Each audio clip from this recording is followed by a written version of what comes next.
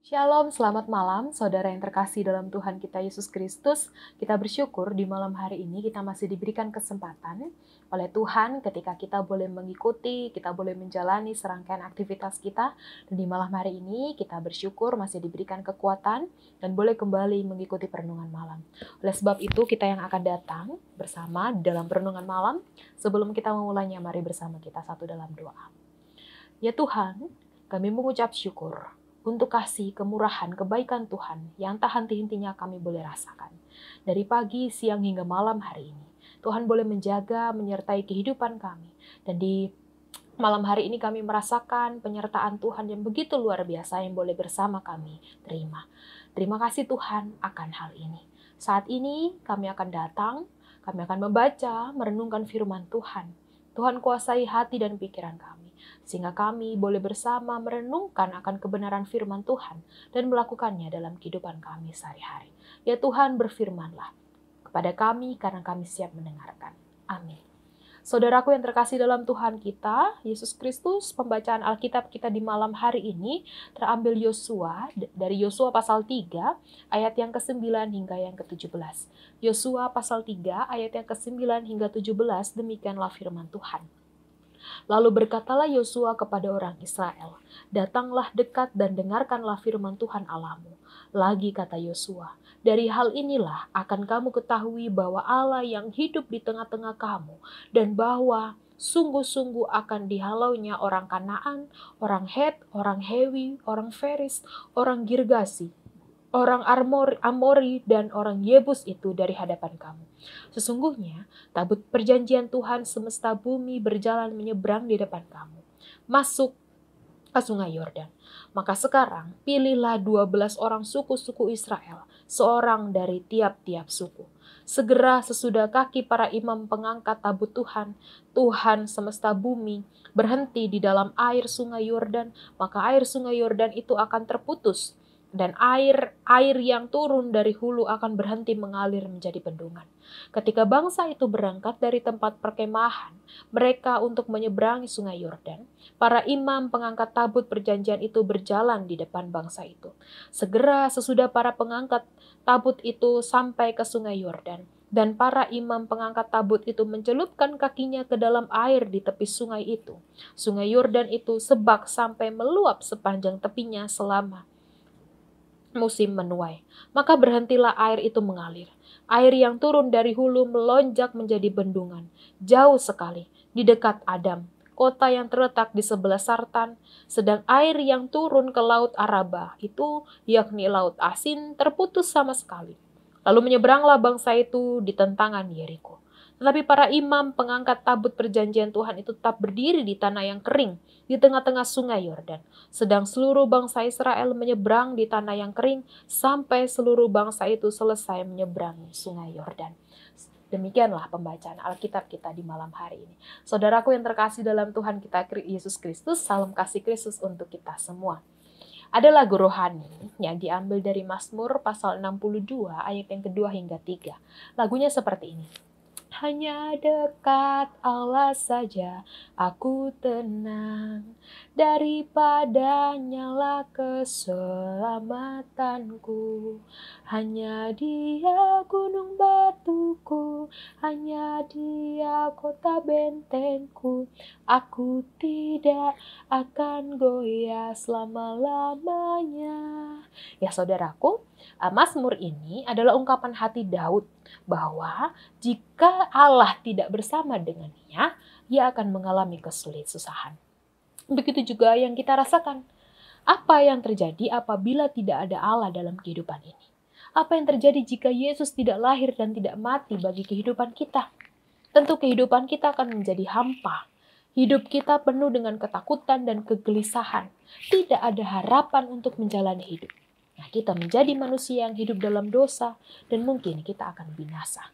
Namun ternyata saudaraku, sebagai orang percaya kita sangat beruntung. Beruntung mengapa? Kita memiliki Allah dan putra tunggalnya, yaitu Yesus Kristus yang hadir dalam sejarah pengalaman iman dan spiritual kita.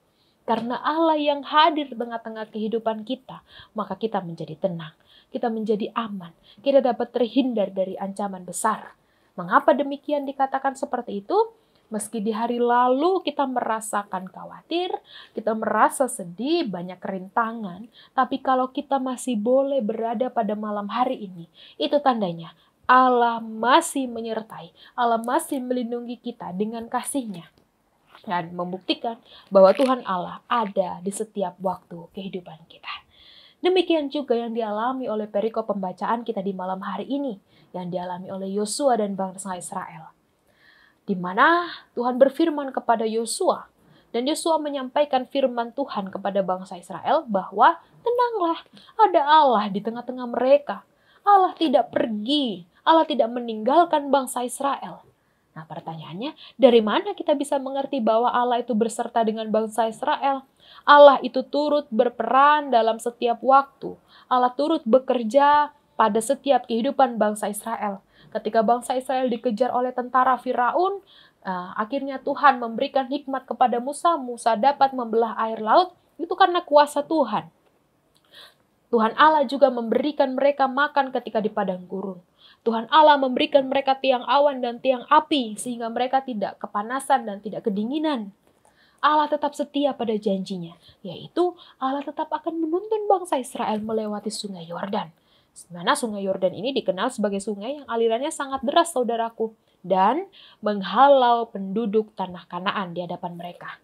Itu adalah bukti bahwa Allah bersama-sama dengan mereka. Di mana kita baca juga Allah akan memberikan cara bagaimana sungai Yordan itu dapat mereka lalui. Itu membuktikan bahwa Allah bersama dengan mereka. Nah, saudaraku yang dikasih oleh Tuhan, pesan apa yang dapat kita ambil dari peristiwa pada perikop pembacaan kita di malam hari ini?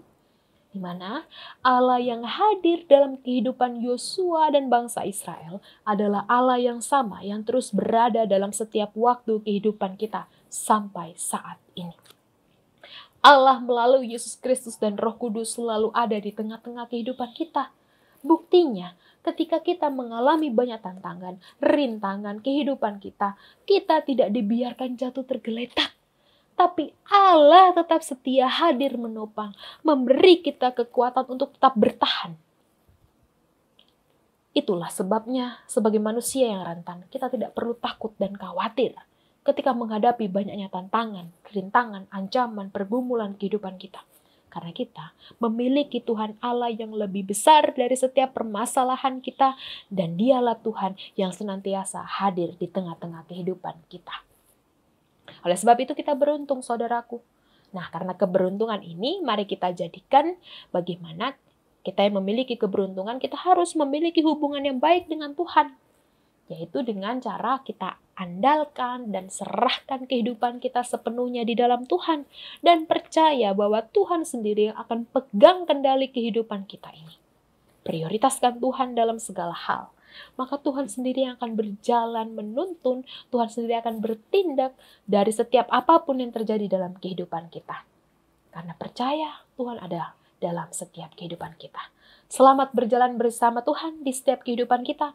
Tuhan selalu memberkati kita. Amin. Mari kita berdoa. Bapa dalam kerajaan sorga, terima kasih untuk firman Tuhan di malam hari ini. Kami bersama dikuatkan, yakin dengan iman bahwa Tuhan ada bersama dalam setiap waktu kehidupan kami. Ketika kami takut dan cemas, ketika kami gentar, ketika kami dalam pergumulan, kami percaya ketika kami boleh ada sampai saat ini, itu karena Tuhan menyertai menopang kehidupan kita. Dan kami percaya bahwa Tuhan bersama dengan kami. Terima kasih Tuhan, Tuhan tidak meninggalkan kami. Tuhan tidak pernah sekalipun membiarkan kami jatuh tergeletak. Biarlah ini menjadi spirit kami untuk kami boleh berubah menjadi lebih baik. Dan kami tetap mau hidup di dalam Tuhan dan tidak meninggalkan Tuhan. Terima kasih Tuhan, terima kasih. Tuhan, ketika di malam hari ini, kami akan segera beristirahat malam ataupun kami akan melanjutkan aktivitas kami. Tuhan jaga dan sertai kami dengan apapun yang sedang kami alami.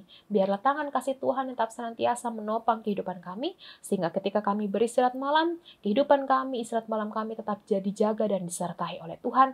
Dan ketika esok pagi Tuhan masih memberikan kami kesempatan, biarlah kami boleh bangun dengan ungkapan syukur dan tetap semangat menjalani kehidupan yang Tuhan berikan. Ya Tuhan, terima kasih. Ini kehidupan kami. Ampuni segala dosa dan kesalahan kami yang itu mendukakan hati Tuhan. Kami mohon ampun dan kami menyerahkan doa ini hanya dalam nama Tuhan kami Yesus Kristus yang adalah Tuhan dan Juru Selamat kami hidup. Amin.